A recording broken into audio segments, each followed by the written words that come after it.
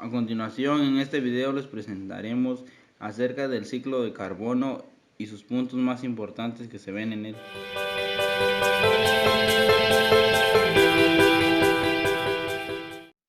Para iniciar, el carbono es un elemento esencial de los cuerpos de los seres vivos.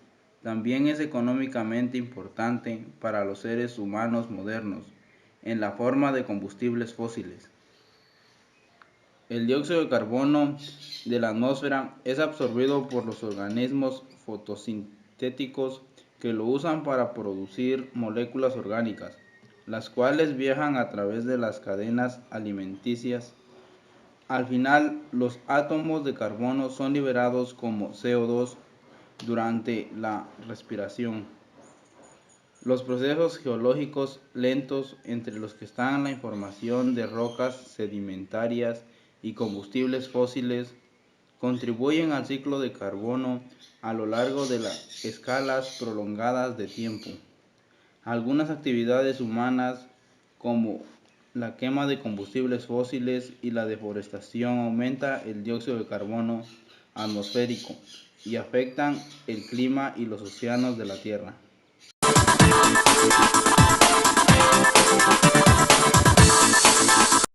Continuamos con el carbono, elemento constitutivo y fuente de energía. Alrededor del 18% de la masa de tu cuerpo está compuesto por átomos de carbono, y estos átomos son fundamentales para tu existencia. Sin el carbono, no tendríamos las membranas plásticas de tus células ni las moléculas de azúcar que usas como combustible, ni siquiera el ADN que porta las instrucciones para construir y poner en funcionamiento tu cuerpo. El carbono es parte de nuestros cuerpos, pero también es parte de nuestras industrias modernas. Los compuestos de carbono de plantas y algas que existen hace mucho tiempo forman los combustibles fósiles, como el carbono y el gas natural, que usamos actualmente como fuentes de energía. Cuando estos combustibles fósiles se queman, se libera dióxido de carbono en el aire, lo que resulta en niveles cada vez mayores de CO2 atmosférico. Este aumento en los niveles de CO2 afecta el clima de la Tierra y es una preocupación ambiental importante en todo el mundo. Echemos un vistazo al ciclo del carbono y veamos cómo el CO2 atmosférico y el uso que los organismos vivos hacen del carbono encajan en este ciclo. Comenzamos con el ciclo del carbono. El ciclo del carbono se estudia con más facilidad como dos ciclos más pequeños interconectados. Uno que comprende el intercambio rápido del carbono entre los organismos vivos y otro que se encarga del ciclo del carbono a través de los procesos geológicos a largo plazo. Aunque los veremos de manera separada, es importante tomar en cuenta que estos ciclos están enlazados entre sí. Por ejemplo, las reservas de dióxido de carbono atmosférico y oceánico que son utilizadas para los organismos vivos, que son las mismas que los procesos geológicos reciclan. Como una breve descripción, el carbono existe en el aire mayoritariamente como dióxido de carbono gaseoso, el cual se disuelve en el agua y reacciona como las moléculas de esta para producir bicarbonato. La fotosíntesis que llevan a cabo las plantas terrestres, las bacterias y las algas convierte el dióxido de carbono o el carbonato en moléculas orgánicas. Las moléculas orgánicas producidas por los organismos fotosintetizadores pasan a través de las cadenas alimenticias y la respiración celular convierte nuevamente el carbono orgánico en dióxido de carbono. El almacenamiento de carbono orgánico a lo largo de plazo ocurre cuando la materia que proviene de los organismos vivos es enterrada profundamente bajo la tierra o cuando se hunde hasta el fondo del océano y forma rocas sedimentarias. La actividad volcánica y en tiempos más recientes la quema de combustibles fósiles devuelven este carbono orgánico al ciclo. Aunque la formación de combustibles fósiles sucede en una escala de tiempo geológico lento. La liberación que hacen los humanos de carbono que contienen en forma de dióxido de carbono sucede en una escala de tiempo extremadamente rápida.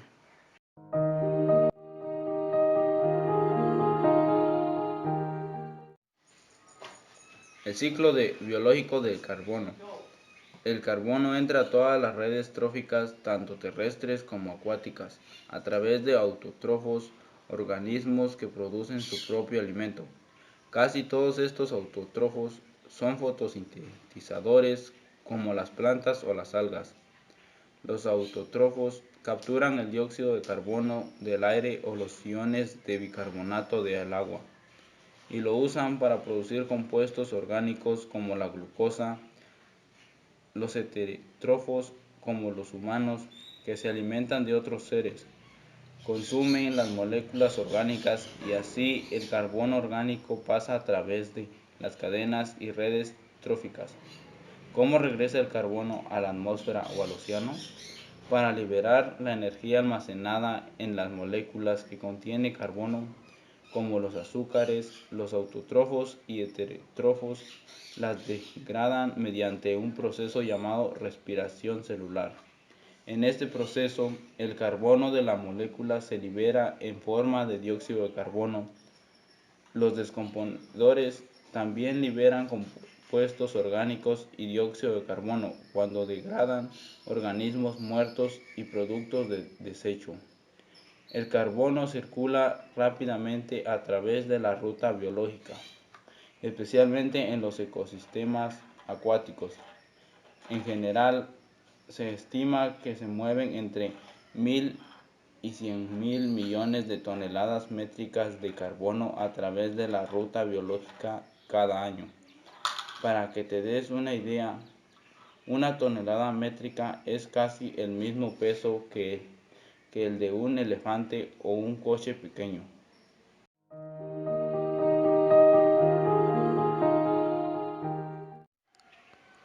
El ciclo geológico del carbono. La ruta geológica del ciclo del carbono es mucho más lenta que la ruta biológica que acabamos de describir. De hecho, el carbono usualmente tarda millones de años en recorrer la ruta geológica. El carbono puede quedar almacenado durante largos periodos de tiempo en la atmósfera, en los cuerpos de agua líquida, océanos en su mayoría, en los sedimentos oceánicos, en el suelo, en las rocas, en los combustibles fósiles y en el interior de la Tierra. El nivel de dióxido de carbono en la atmósfera se ve afectado por las reservas de carbono en los océanos y viceversa. El dióxido de carbono atmosférico se disuelve en agua y reacciona en las moléculas de agua en las siguientes reacciones: CO2 más H2O e inversamente.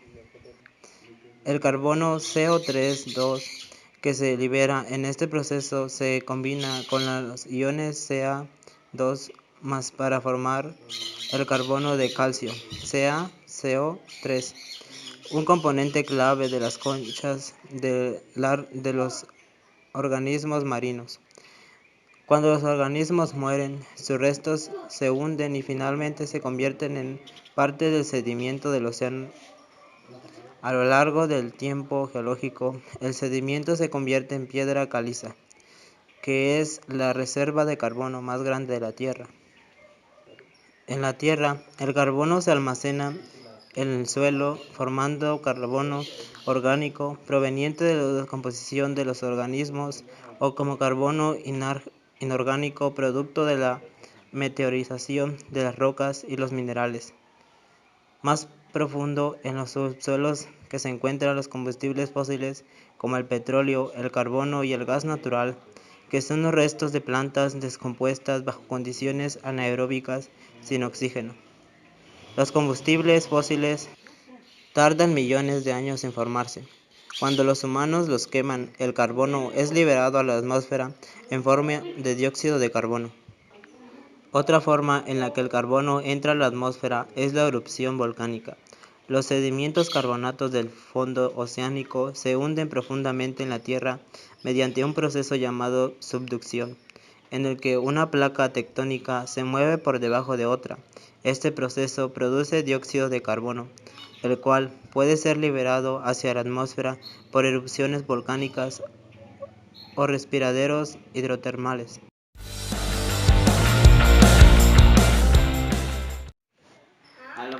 Continuamos con el impacto sobre el ciclo del carbono.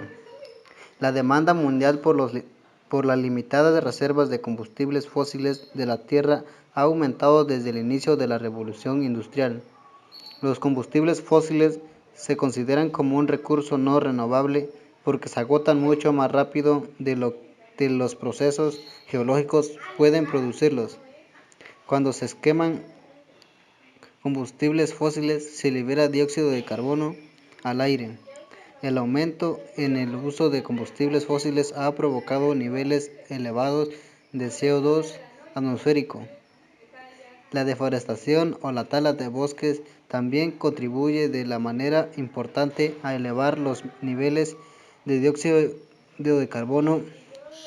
Los árboles y otras partes de los ecosistemas boscosos secuestran el carbono y buena parte de ese carbono se libera en forma de CO2 si se tala el bosque.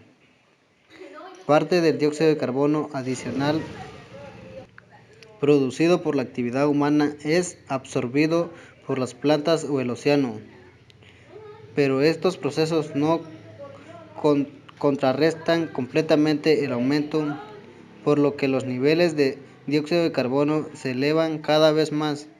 Los niveles de dióxido de carbono suben y bajan cíclicamente de manera natural durante largos periodos de tiempo, pero hoy en día son mucho más altos los que han sido en los últimos 400.000 años, como se muestra en la gráfica siguiente.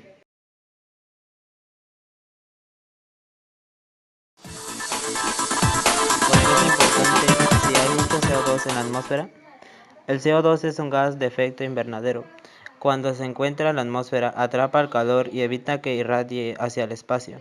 Con base en gran cantidad de pruebas, los científicos piensan que los niveles elevados de CO2 y otros gases de efecto invernadero provocan cambios pronunciados en el clima de la Tierra. Si no se realizan cambios decisivos para reducir sus emisiones, se pronostica que la temperatura de la Tierra aumentará entre 1 y 5 grados para el año 2100. Del mismo modo, aunque pueda parecer que la absorción que hace el océano del dióxido de carbono excedente es buena para reducir los gases de efecto invernadero, no es en absoluto beneficio para la vida marina. Como vimos anteriormente, el CO2 disuelto en el agua del mar puede reaccionar con las moléculas de agua para liberar iones de hidrógeno. Así que, mientras más CO2 se disuelve en el agua, más ácida será el agua. Una mayor acidez en el agua reduce las concentraciones de dióxido de carbono, lo que les dificulta a los organismos marinos formar y mantenerse sus conchas de calcio. Tanto el aumento de temperatura como el incremento de la acidez del agua pueden perjudicar a la vida marina y ambos procesos se han relacionado en el blanqueamiento del coral.